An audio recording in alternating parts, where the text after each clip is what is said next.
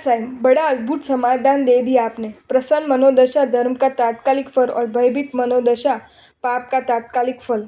परंतु एक प्रश्न पूछूं आपसे, वर्तमान जीवन सीधे रास्ते पर चल रहा होने के बावजूद भी जीवन में जब दुख आते हैं, अन्याय का शिकार बनना पड़ता है, अपमान के घूंट पीने पड़ते हैं, तब मन इन विचारों में खो जाता है कि ये तकलीफें मुझ पर ही क्यों, इतने सारे दुख मुझ पर ही क्यों, ये पीड़ा मुझे ही क्यों।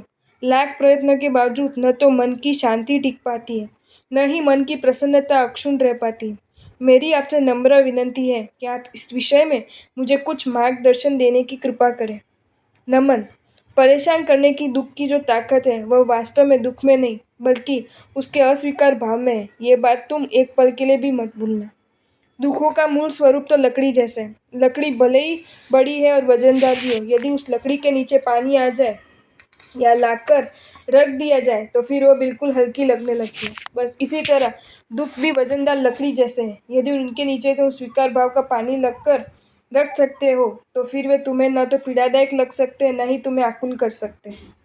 भूलना मत तुम कि इस दुनिया में एक भी आत्मा ऐसी नहीं है जो दुखों से, कष्टों से या असुविधाओं से सर्वथा मुक्त हो। तुम असुविधाओं में जीते हो तो मैं भी परेशानियों में जीता हूँ। दुर्जनों को तकलीफें हैं तो सज्जनों पर भी कष्ट कम तो नहीं। पुरुषों की अपनी समस्या है तो स्त्रियों की भी अपनी समस्याएं हैं। पापी भी दुख के शिकार है तो धर्मी पर भी दुख के आक्रमण जारी है। पर जिन्होंने भी इन कष्टों का, असुविधाओं को, तकलीफों को या दुखों के मन से स्वीकार कर लिया है, वे उन कष्टों के बीच भी प्रसन्न है, शांत चित्त है। और जिन्होंने भी इन कष्टों के प्रति अस्वीकार भाव दर्शाया है, वे सभी अप्रसन्न है, अशांत है। जवाब दो, दुख के प्रति तुम्हारे मन का रवैया कैसा है, स्वीकार भाव का या अस्वीकार भाव का। महाराज साहब, आपका पत्र पढ़ा, एक बार नहीं, दो बार नहीं, बल्कि 3-3 बार पढ़ा। दुखों के प्रति मन के स्वीकार भाव के रवैये की बात कागज पर लिखना आसान है, जबान से बोलना भी आसान है, को समझाना भी शायद आसान है, परंतु अंतःकरण को उसके लिए तैयार कर देने में तो पसीने छूट जाते हैं। अलबत्ता संपत्ति के नुकसान को स्वीकारने के लिए मन एक बार तैयार हो जाता है। ऋतुजन्य प्रतिकूलता को स्वीकारने के लिए भी मन को तैयार किया जा सकता है। किसी स्वजन की युवावस्था में हुई मौत को स्वीकारने भी मन को ज़्यादा तकलीफ नहीं होती, परंतु बिल्कुल सीधे रास्ते पर चलने के बावजूद और बिना किसी ठोस कारण के तुच्छ और नाकारा व्यक्तियों द्वारा जब हमें परेशान किया जाता है, ईर्ष्यावश जब उनके द्वारा हमारा अनेकविध नुकसान किया जाता है, तब उन तमाम दुखों को और प्रतिकूलताओं को स्वीकारने के लिए मन किसी तरह तैयार नहीं होता। एक प्रश्न पूछूं आपसे, दुखों के प्रति स्वीकार भाव का रवैया मन को कमजोर बना देगा, ऐसा आपको नहीं लगता? दुख देने वाले के प्रति भी प्रेम भाव बनाए रखने की वृत्ति उस व्यक्ति को और अधिक अन्याय करने के लिए प्रोत्साहित करती रहेगी, ऐसा आपको नहीं लगता?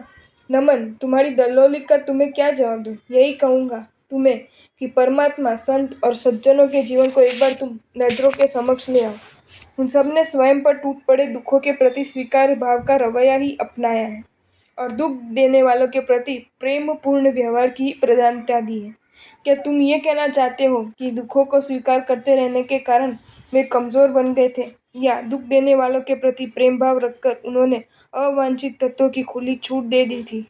नमन, अत्यंत गंभीरता से अपने मन को निरीक्षण करके देखना, तुम्हें स्पष्ट रूप से ध्यान में आ जाएगा कि दुखों का स्वीकार करने में बुजदिली और दुख देने वालों को सजा देने की वृत्ति तुम्हारे मन की इन दो तरह की कमजोरियों ने ही तुम्हें गलत लीले करने हेतु उकसाया है। वरन संस्करण के बिना कोई लकड़ी फर्नीचर नहीं बन सकती, स्वीकार भाव और प्रेम भाव के बिना कोई आत्मा सज्जन नहीं बन सकती।